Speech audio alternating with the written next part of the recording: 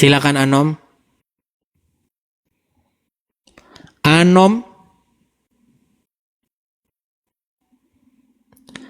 Saudara Anom. Macet. Baik, saya turunkan ya. Tolong ya teman-teman ya. Kalau memang sudah tidak bisa mampu berargumen, nonton di bawah saja. Ya, teman-teman ya, tolong kalau tidak punya ilmu jangan maksakan diri. Nanti banyak lagi yang inbox saya.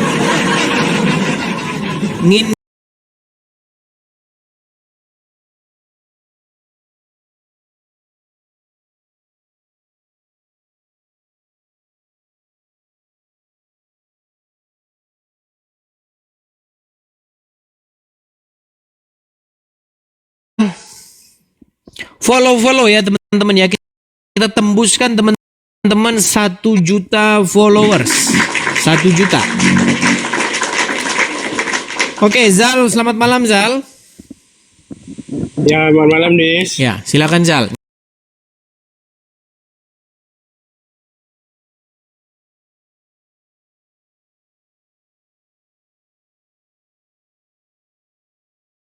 Nyalakan kamera dulu. Apakah yang mau Anda utarakan? Mau nyambung yang tadi atau Anda mau membuka isu baru? Karena yang tadi itu tidak bakalan bisa usai itu. Kau harus mengakui bahwa Isa adalah anak Allah dan kau harus mengakui kau harus menyembahnya. Silakan. Saya mengakui dan memberikan kesaksian bahwa Edis luar biasa. Benar kata Edis bahwa orang yang pertama menonton Edis awalnya ngomel-ngomel, yang kedua ngangguk-ngangguk, setelah itu mengiyakan. Sekarang saya memberikan kesaksian Edis. Gimana? Nah, kesaksian saya bahwa saya menyaksikan di room Zuma bahwa ajaran Kristen diobrak-abrik oleh Bang Zuma. Begini, mau saya tanggapi? Begini. Ya, tanggapi deh. Seumur hidupnya Juma, dia tidak akan pernah berani naik sini. Gak akan berani. Saya sudah mendatangi Juma di kandangnya. Saya datangin ke kandangnya. Yang terjadi apa? Yang terjadi dia babak belur lalu saya ditendang. Itu yang terjadi.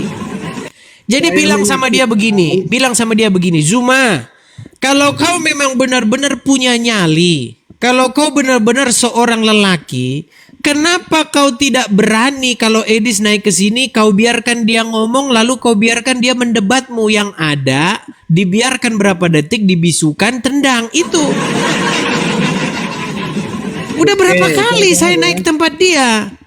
Oke, saya jawab ya. Waktu kamu debat sama Bang Zuma, saya adalah penonton, salah satu penonton dari sekian banyak penonton. Saya menyaksikan bahwa kamu menyatakan bahwa Yesus patuh dan taat kepada perintah Bapa, betul? Betul sekali. Perintah yang seperti apa yang kamu ucapkan kepada Zuma waktu itu? Perintah yang seperti apa maksudnya? Ya kan kamu mengatakan Yesus taat dan patuh kepada Bapa. Terus kamu iyakan. Terus yang kamu ucapkan kepada Zuma seperti apa waktu itu? Perintah Yesus kepada Bapa di surga itu adalah untuk mengajarkan kebenaran. Kebenaran yang diberitakan oleh Tuhan Yesus itu yang diterima dari Bapa di surga. Makanya Yesus berkata, segala firman yang telah engkau sampaikan kepadaku telah kusampaikan kepada mereka. Itu perkataan Tuhan Yesus sendiri. Setuju? Atau saya kutipkan dulu ayatnya. Nanti banyak yang nggak tahu. Sebentar. Ya, saya udah tahu. Sebentar, karena banyak orang awam yang tidak tahu. Ya, banyak di sini tuh orang-orang yang dia itu nggak pernah baca kitab suci. Baik, saya bacakan dulu ya, supaya teman-teman paham. Ya.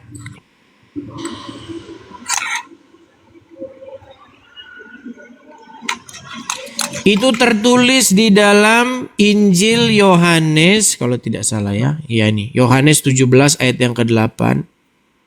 Oke, Yohanes 17 ayat 8 saya tampilkan, sabar. Sabar ya. Yohanes 17 ayat 8. Oke, saya bacakan ayat 8-nya. Ini perkataan Tuhan Yesus ya. segala firman yang engkau sampaikan kepadaku telah kusampaikan kepada mereka, dan mereka telah menerimanya. Mereka tahu benar-benar bahwa aku datang daripadamu, dan mereka percaya bahwa engkaulah yang mengutus aku. Nah, inilah yang disampaikan oleh Tuhan Yesus. Tetapi ahli-ahli Taurat dan orang-orang Farisi tidak percaya bahwa Yesus datang daripada Elohim. Ahli-ahli Taurat tidak percaya bahwa Yesus adalah Sang Mesias. Nah, apa yang akan dilakukan oleh ahli-ahli Taurat dan orang-orang Farisi terhadap Sang Mesias, terhadap Yesus? Mereka akan membunuhnya dan menyalibnya. Nah, apakah Tuhan Yesus lari seperti seorang pengecut, seperti Nabi Anda yang wajahnya diserupakan-serupakan itu? Tidak.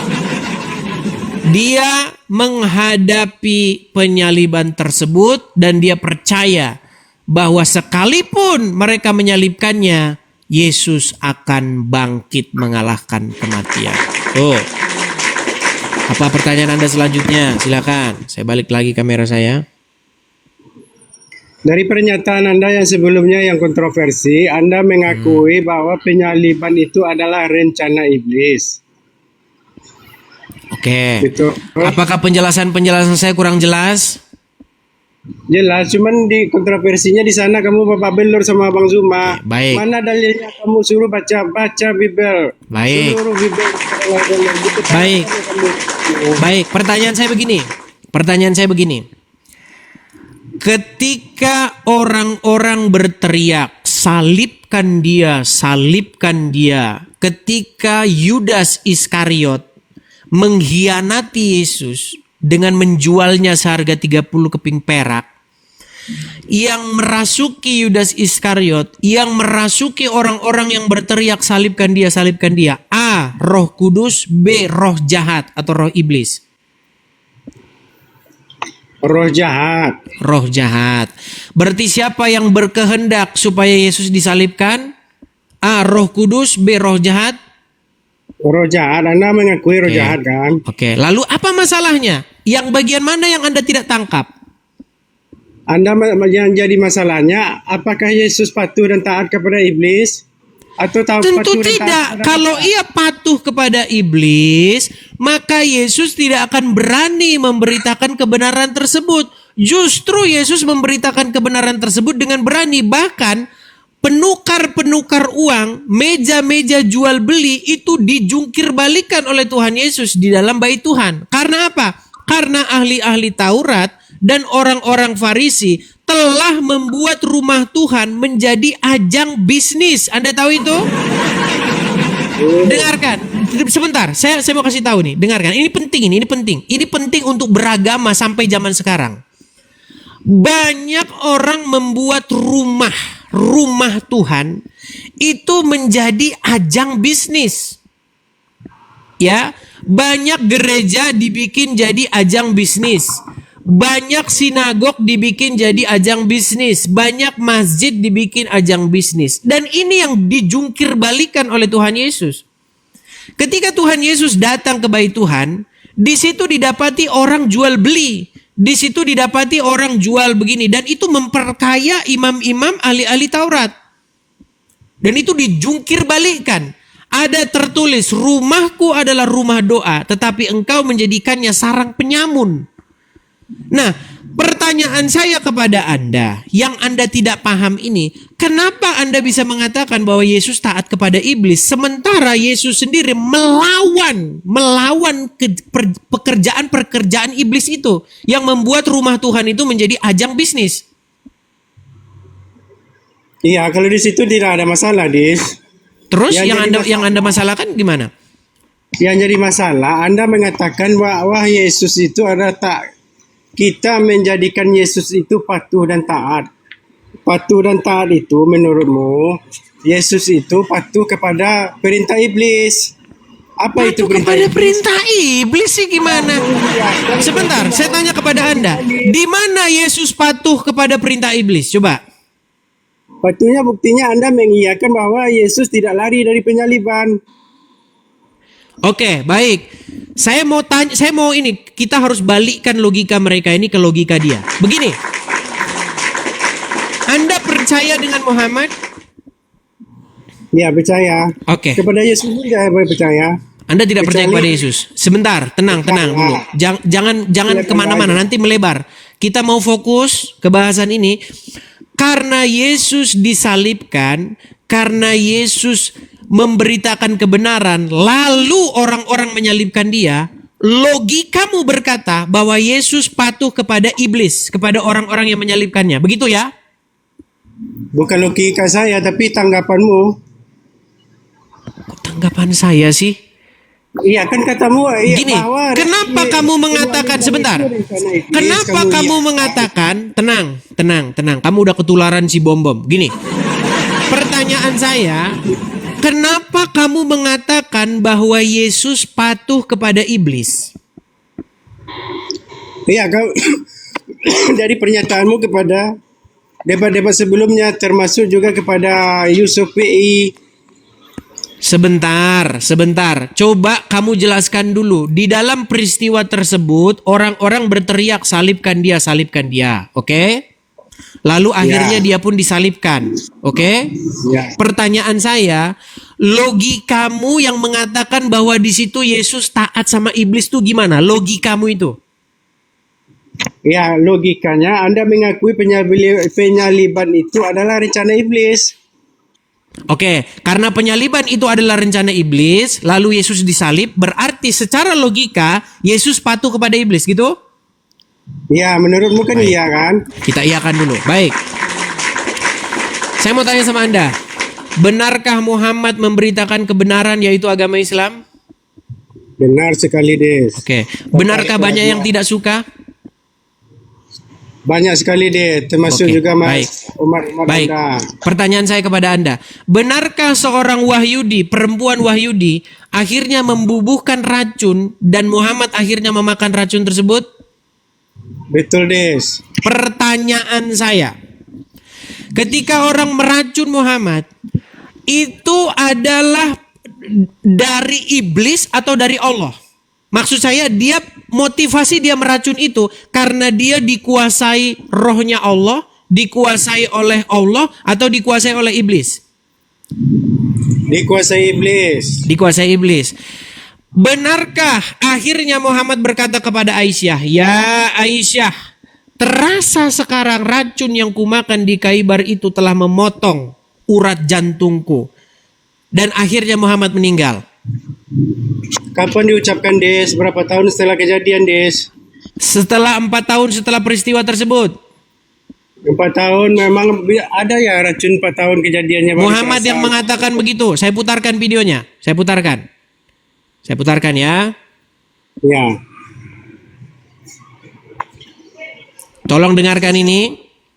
Ya. Dengarkan. Habis, Pak. Habis. Oke. Ya, Pak. Coba ya dengarkan, saya putarkan ya. Kalau nggak jelas tolong kasih tahu saya. Sakit Rasulullah SAW semakin parah, lalu kemudian kata Nabi kepada Aisyah, apa kata dia?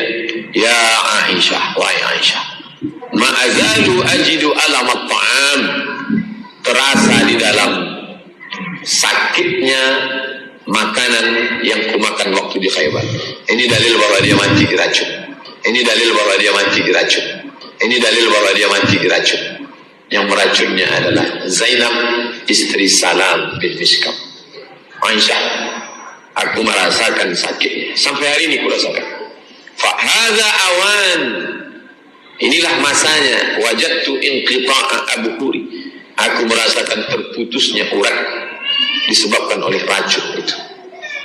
Terputus urat itu disebabkan oleh racun. Oke, baik. Jadi, menurut Muhammad, racun yang dimakan di Khaybar itu terasa sampai 4 tahun itu terasa. Akhirnya membunuh dia. Ajalnya tiba. Kata Abdul Somad, itu dalilnya bahwa dia mati diracun. Kita nggak usah debatin masalah diracunnya. Pertanyaan saya, jika Muhammad memakan racun tersebut dan perempuan yang meracun Muhammad tersebut dikuasai oleh iblis, pertanyaan saya, apakah Muhammad taat sama iblis di situ? seperti logikamu yang mengatakan bahwa Yesus taat sama iblis? Ya, Nabi Muhammad makan racun itu kan atas dasar tidak mengetahui. Setelah mengetahui tidak memakannya. Tenang. Pertanyaan saya begini.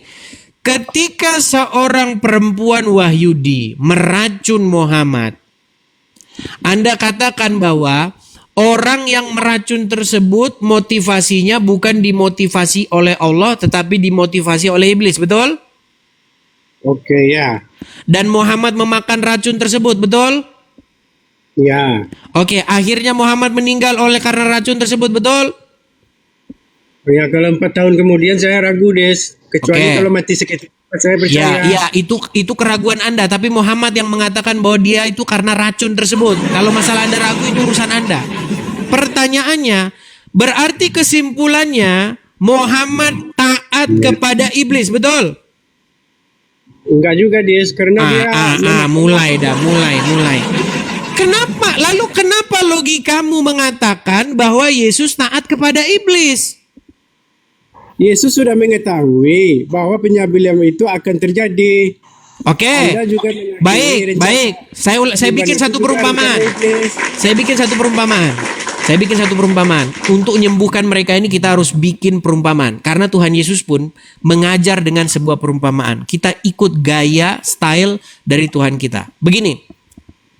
Kalau Anda seorang Muslim, Anda diutus oleh Allah untuk memberitakan kebenaran Islam, Al-Quran kepada suatu kampung di pedalaman Afrika.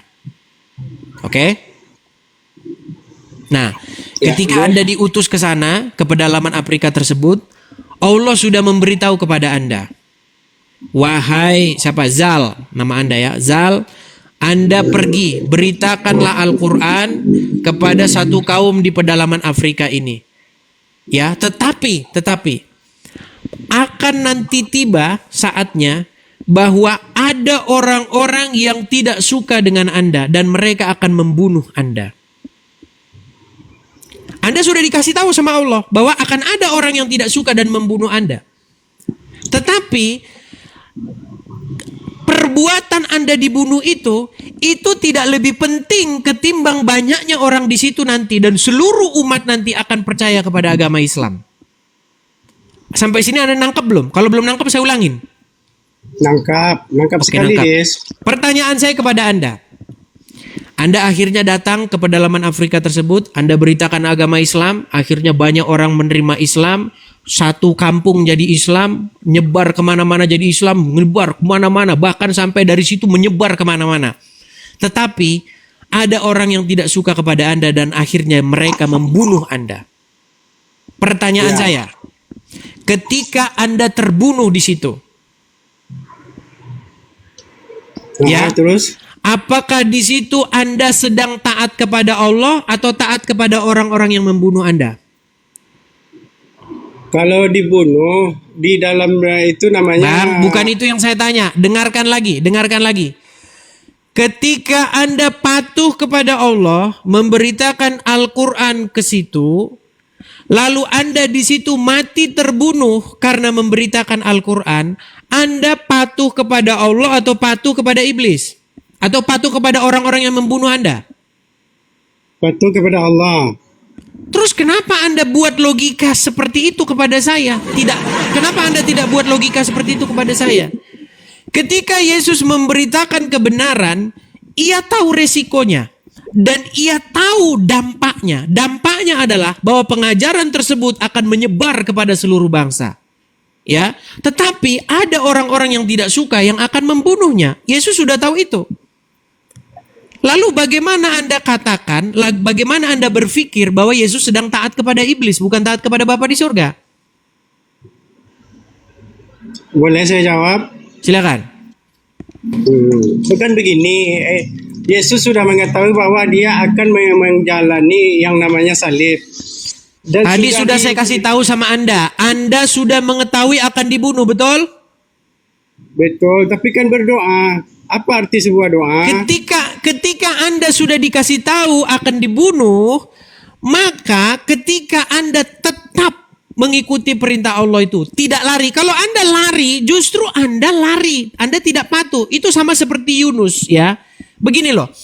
ketika Anda diutus oleh Allah, Anda diberitahu oleh Allah, wahai Zal, ketahuilah bahwa engkau nanti ketika memberitakan Al-Quran di situ, berbondong-bondong orang akan mualaf. Tapi pemuka-pemuka agama itu, penyembah berhala itu akan membunuhmu.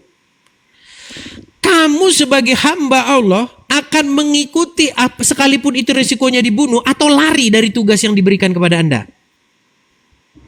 Kalau udah mulai muter-muter debat sama pohon kelapa.